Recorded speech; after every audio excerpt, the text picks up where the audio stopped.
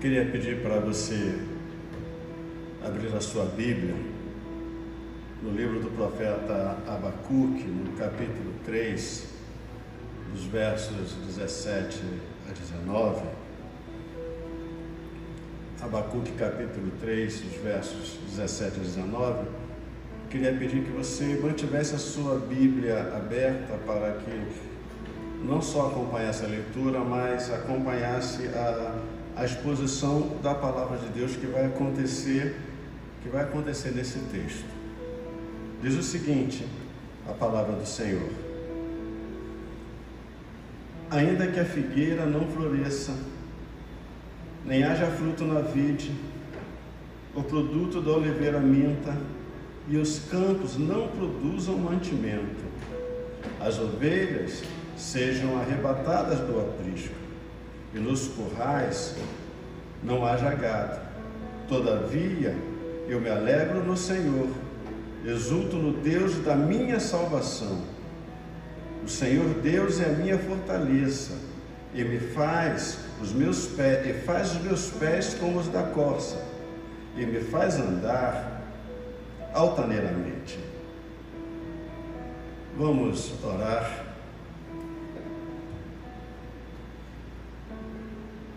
Pai querido, nós suplicamos que Tu compartilhe a Tua palavra conosco neste momento. Que ela seja viva, seja eficaz, que ela seja capaz de nos desafiar, de nos corrigir, de nos consolar, que ela seja capaz de trazer esperança ao nosso coração, de renovar nossa fé, nossa confiança em Ti. Então, pela ação do Teu Espírito Santo, que Tu possas falar conosco, ministrar a cada um de nós, é o que pedimos, orando em nome do Senhor Jesus.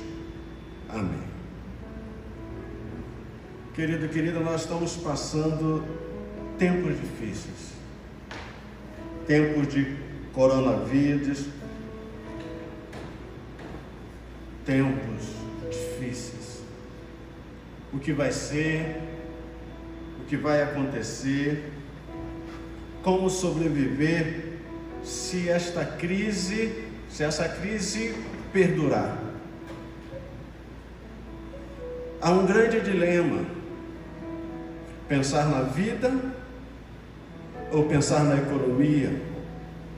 Uns dizem que tem que pensar na economia, outros dizem que tem que pensar exclusivamente na vida. Mas o certo é que a crise está instalada. Já está havendo desabastecimento, já está havendo saques, uma série de situações, de conflitos, violência doméstica aumentando porque todo mundo tem que estar dentro de casa. Se a crise perdurar, o que vai acontecer? O que fazer diante desta crise? Esse texto de Abacuque, ele contém palavras de profunda esperança para o nosso coração.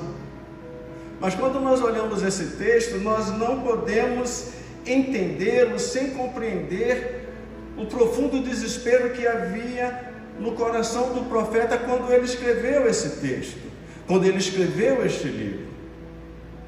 Veja o que ele diz no verso 16: ouvi-o, e o meu coração e o meu íntimo se comoveu, a sua voz tremeram os meus lábios, entrou a podridão nos meus ossos, e os joelhos me vacilaram, pois em silêncio devo esperar o dia da angústia que me virá contra o povo que nos acomete. O livro de Abacuque fala sobre fé em Deus, fala sobre fé e esperança em Deus.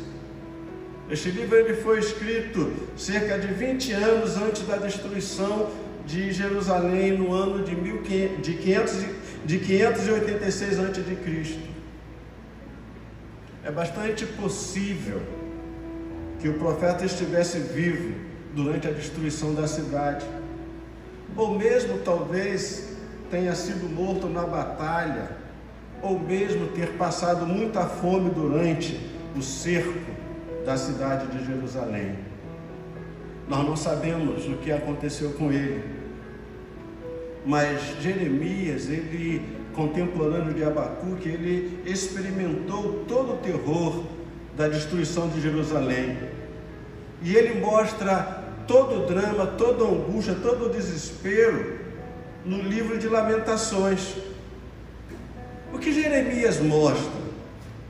Jeremias mostra o exército babilônico que entrou na cidade, matando, saqueando, estuprando e destruindo tudo. Jeremias descreve a fome desesperadora dos jovens e idosos, o canibalismo de crianças, a destruição do templo de Salomão e a destruição do reino do sul de Israel. Jeremias em Lamentações mostra toda a tragédia que se abateu sobre o povo. Se abateu também por causa da desobediência do povo, por causa do pecado. E é nesse contexto de tragédia, de angústia, de crise, de desespero, de incertezas, que Abacuque escreve este livro. E ele escreve esse livro, escreve especialmente esse texto que lemos de forma extraordinária, mostrando a extraordinária fé, a extraordinária esperança do profeta. E quando olhamos esse texto, o que a gente quer compartilhar é a esperança no meio da crise.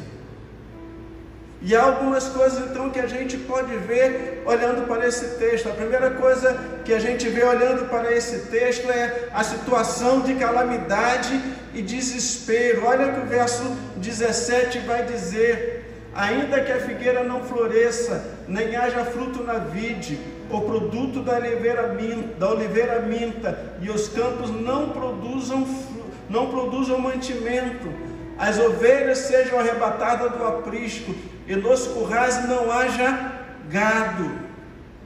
Abacuque fala do desabastecimento, fala de uma tragédia total, de uma carência absoluta, fala de fome, de desespero, de não haver como sobreviver, de não ter o que comer.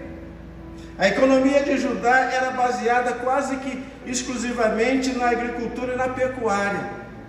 A agricultura poderia ser dividida em duas culturas permanentes: árvores de fruto, oliveiras e vinhas, e campos com culturas anuais como trigo e cevada. O profeta diz que as duas culturas falharam, a cultura permanente e a cultura anual. Não havia nada para comer por causa do cerco babilônico.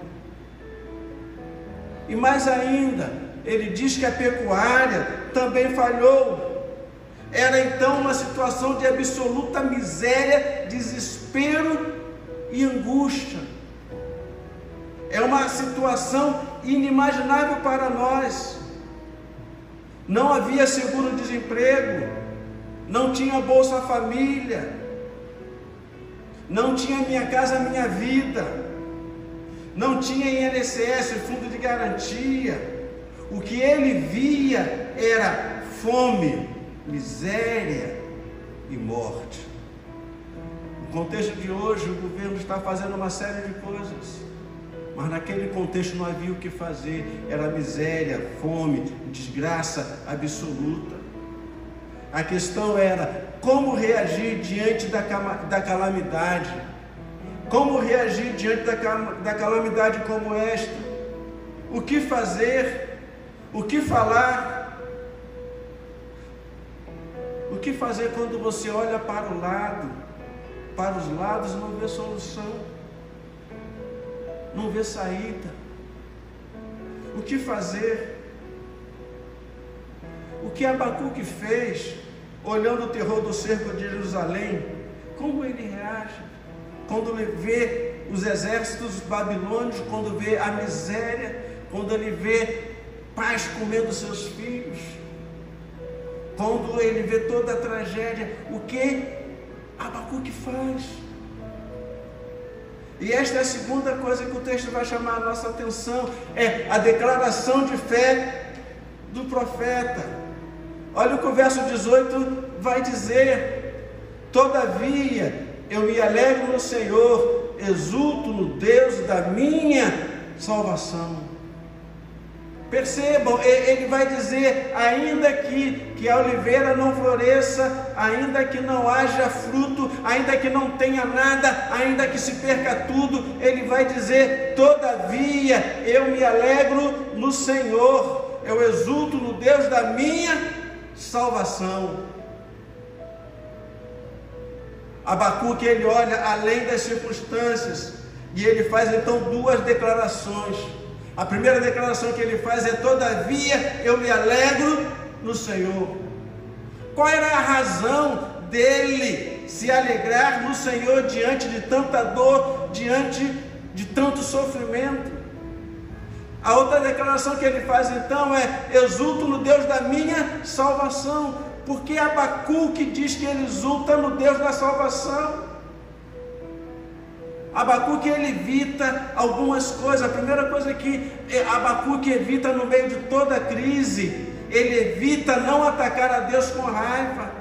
Ele não diz, Deus, o Senhor não tem direito de destruir o seu povo, o Senhor é um Deus infiel. Ele não diz, ele não finge que o mal não vai acontecer, ele não se fecha em um mundo de fantasia dizendo, isso é terrível demais para mim, vou fechar os meus olhos, vou ver televisão, vou esquecer. Isso não está acontecendo. Preste atenção.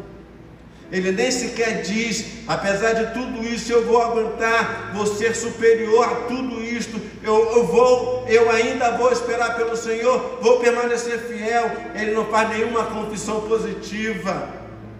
Ele não diz, eu posso, vou vencer. O que ele diz, todavia, eu me alegro no Senhor, exulto no Deus da minha salvação. Abacuque se recusa a acusar Deus de infiel. Ele se recusa a dizer que Deus se esqueceu dele. Ele se recusa a murmurar, a blasfemar, a reclamar. Ele simplesmente diz, todavia, no meio de toda essa tragédia, eu me alegro no Senhor, exulto no Deus da minha salvação. Por que ele diz isso? Porque ele diz então que ele exulta no Deus da minha salvação? Porque ele reage desse jeito? Porque ele reage tão diferente de nós? E é a terceira coisa que o texto vai chamar a nossa atenção. Quem é Deus para Abacuque? Quem é Deus para ele? E ele vai dizer no verso 19, o Senhor Deus é a minha fortaleza, e faz os meus pés como os da corça, e me faz andar altaneiramente. Quem é Deus para ele? O Senhor é minha força. Filipenses 4,13 diz, tudo posso naquele que me fortalece. Quem era Deus para Abacuque? Ele vai dizer, ele faz os meus pés como os da corça. Os pés da fêmea da corça eram firmes e duros e capazes de aguentar e suportar qualquer tipo de caminho de rochas, terrenos pedregosos e escalar montanhas e escalar montes. Ele vai dizer, ele me faz andar altaneiramente, me leva para os lugares altos. Isto é, o Senhor nos permite andar sobre os problemas, para que eles não nos derrubem e nos arrastem para baixo. Salmo 118 diz, o Senhor está comigo, não temerei. Quem me pode fazer o homem? O Isaías 40, verso 28 a 31 diz, não sabes, não ouviste que o eterno Deus, o Senhor, o Criador dos fins da terra, nem se cansa, nem se fadiga, não se pode esquadrinhar o seu entendimento, faz forte ao cansado e multiplica as forças ao que não tem nenhum vigor. Os jovens se cansam e se fadigam, e os moços de exaustos caem, mas os que esperam no Senhor renovam as suas forças, sobe como asas como águias, correm e não se cansam, caminham e não se fadigam. Quem era o Deus de Abacuque? Era o Deus firme, Deus poderoso, Deus fiel, Deus que ele poderia contar em qualquer tipo de situação. Por isso ele não se desespera, por isso ele fala: todavia eu exulto no Senhor, eu exulto no Deus da minha salvação, todavia eu espero em Deus. Por isso ele diz: o Senhor Deus é minha fortaleza. Deus é a minha força, é a minha fortaleza, é a minha segurança. E ele vai dizer: Ele faz os meus pés como das corças, Ele me faz andar no meio dos problemas, Ele me faz andar acima dos problemas, Ele me faz enfrentar o problema e passar por eles e vencer os problemas, porque Deus está comigo, porque Deus é o meu socorro, porque Deus é a minha fortaleza, Deus é a minha segurança. Não temerei mal algum, diz o salmista, porque tu estás comigo. Pode ser coronavírus, pode ser qualquer tipo de gripe, pode ser qualquer tipo de maldição, qualquer peste, qualquer pestilência, o Senhor está conosco. Ainda que eu ande pelo vale da sombra da morte, não temerei mal algum, porque tu, o Senhor, está comigo. Todavia eu me alegro no Deus da minha, todavia eu me alegro no Senhor, exulto no Deus da minha salvação. O Senhor Deus é a minha fortaleza e faz os meus pés como os da corça, e me faz andar altaneiramente, me faz andar de cabeça erguida. Não importa as tragédias, não importa os problemas, não importa o que esteja acontecendo, ainda que a oliveira não dê fruto, ainda que não tenha nada, eu tenho Deus. E se eu tenho Deus, eu tenho tudo. Se Deus está comigo, eu tenho tudo. No meio da crise, querido, querida, devemos ter esperança. No meio da crise, devemos confiar no Senhor. Ainda que tudo possa parecer perdido, ainda que tudo possa parecer que não tenha mais jeito, que não há nenhum tipo de esperança, devemos agir como Abacuque. Todavia, entretanto, apesar de tudo, eu vou confiar no Senhor. A minha esperança é o Senhor. A minha esperança está no Senhor. Querido, querida, não se desespere. Confie no Senhor. Espere em Deus. A solução, o remédio, a cura, a vitória, a bênção vai chegar. A bênção vai chegar. Porque nós não dependemos de homens. Nós dependemos do Deus que é Senhor de todo o universo.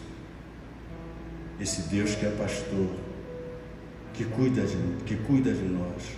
Nele nós podemos confiar, podemos descansar nele, podemos acreditar que Ele cuida e vai cuidar de nós. Vamos orar.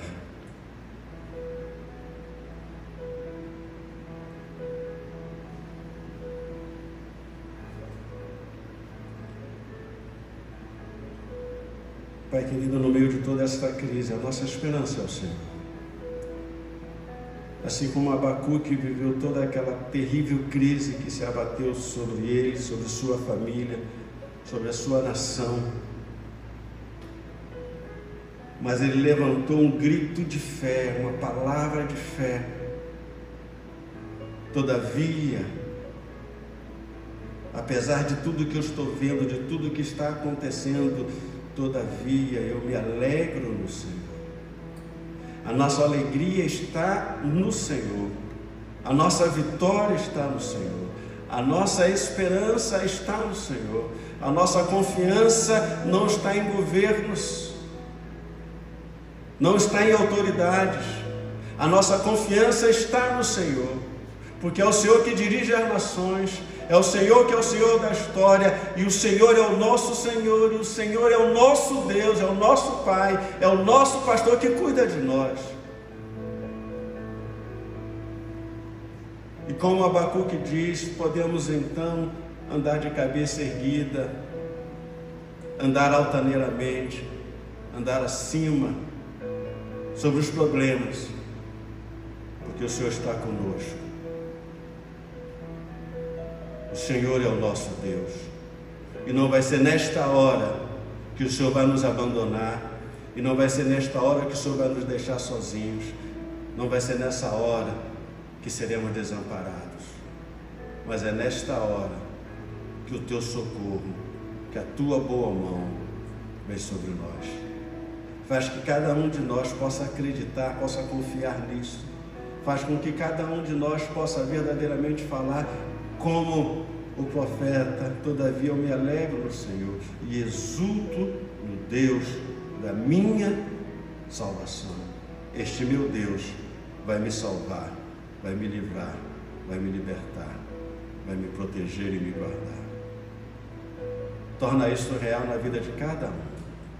É o que pedimos, orando em nome do Senhor Jesus. Amém. Vamos adorar mais uma vez com o ministério de louvor.